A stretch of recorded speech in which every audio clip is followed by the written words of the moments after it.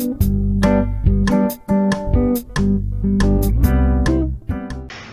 there, it's Tamika from Savvy Nester Designs. Today I'm going to do a quick tutorial on how to fill out your bi-weekly budget tracker. So first I'm going to show you how to set up the bi-weekly tracker, and also if you bought the deluxe version, I'm going to show you how to input your savings so you can set up your savings trackers as well. So to start, I'm going to go to the bi-weekly pay schedule tab right here. And so all you need to do is just enter when your next paycheck will be. So I want to start this at the very beginning. So the first paycheck is going to show up on the 8th of January 2021. So you can see if you scroll down, this is going to show you every pay week for the rest of the year. And then whenever you go to your monthly tracker, you're going to see these dates pop up, and they're going to auto-populate for you so you know when you're going to get paid each month. So after this is set up, next we're going to go to the category setup. And right here, we're going to enter our income sources. So I put 3 in. You can put up to 6. So just enter the different ways you're going to get paid, and this is going to allow you to track it by income source. And then next, we're going to go over here to the budget categories. And this you can set up to whatever you personally need to track your budget. These are my general ones I like to use. They could make some improvements here, especially with using the home category. Usually your home expenses are also bills. And since you don't enter your bill pay into your budget section, I wouldn't really recommend having a home category or anything like that you also are putting those into bills. So to clarify, only make categories for items that are variable expenses, not anything that is bills. Okay, so now we're going to go to our first month. This is January. All right, I'm going to scroll back over to the very beginning. So this is what you're going to see when you open up the spreadsheet. And what this is the monthly summary. It's going to tell you how much income you've made, how much you've spent, what your schedule is for being paid for that month. Here's your navigation so you can go to your income, bill pay, budget, and spending. And then over here, this is your summary broken down by bi-week. So your total income and overall spending per bi-week. Okay, so we're going to start in the income tracker. So you can see this is broken up into 3 sections here, by weeks, and then also a total per income source. So you can start by entering in your income source, the date, say the 8th, and then amount.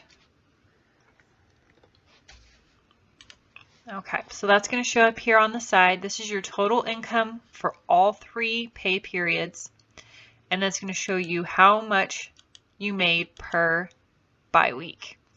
And then when you scroll down here, you'll see my paycheck, I made this much, Etsy, I made this much, and then my husband made this much for the month. So it just adds it all together. Okay, so to get to the next section, you have 2 options. You can either scroll like this, just push to the side, or you click the buttons at the top. So now we are in the bill pay section. So as you can see here, you just enter your bills. So you can put your car payment, let's say house payment, amount due, when is it due, 1/6, is it paid, yes or no. So whenever you pay it and you mark it yes, when you mark it yes, there we go. It's going to turn gray. So you know you've already paid that. And then when you look over here, it's going to show you you have paid all of your bills for that bi-week. So you have 0 left. So if I mark that as no, you can see that I still have that house payment to make. So you do that for all 3 bi-weeks. You can see there's another bi-week hidden down here. And then this is going to be your total bills right here. All of your bi-weeks put together. So you can also see per bi-week, your payday is on, and it's going to tell you what was in the very front section.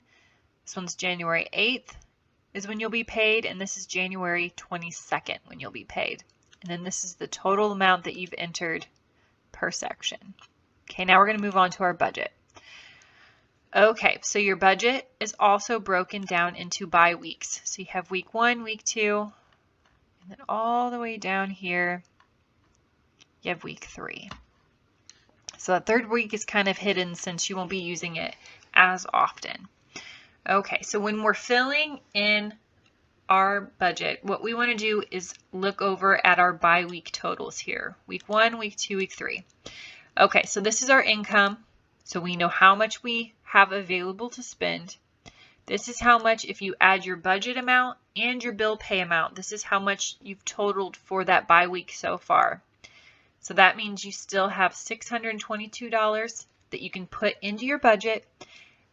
And so far you have $1,052.90 that have not been spent. So that's what you have available to you. So what we can do over here is we're just going to enter in our budget items and the budget amount. These are the only two that we're filling in per section. So let's say groceries, we're going to budget $325. Eating out, we're going to budget $200. All right, so we can see that our numbers have now changed. Looks like we are actually still under budget. We have $97 left to spend, but let's just move on and check out the spending tracker, and we're going to see how it correlates with the budget. All right, so I'm going to go over here, and I'm going to go to food. We're going to go to groceries. Say we spent $123.15. Okay, so we spent $123 on groceries.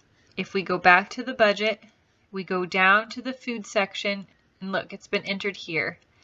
What we spent, so we still have $201.85 left in our grocery budget.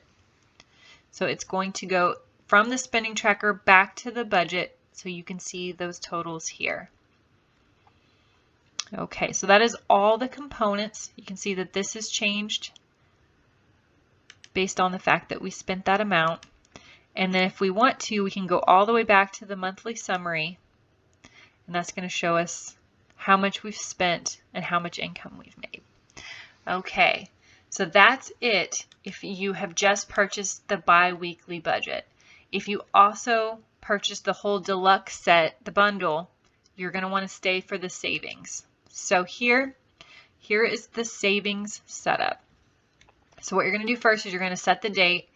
We're almost to August, so I'm going to enter August 1st is when I'm going to start these. You're going to name it. I name this one vacation. I want $5,000 for vacation. I currently have $300 saved. I am going on vacation in 9 months, so that's how long I have to save up the money, and it auto-populated that I need to save $522 a month in order to reach my goal. So I'm going to fill that in again for the car.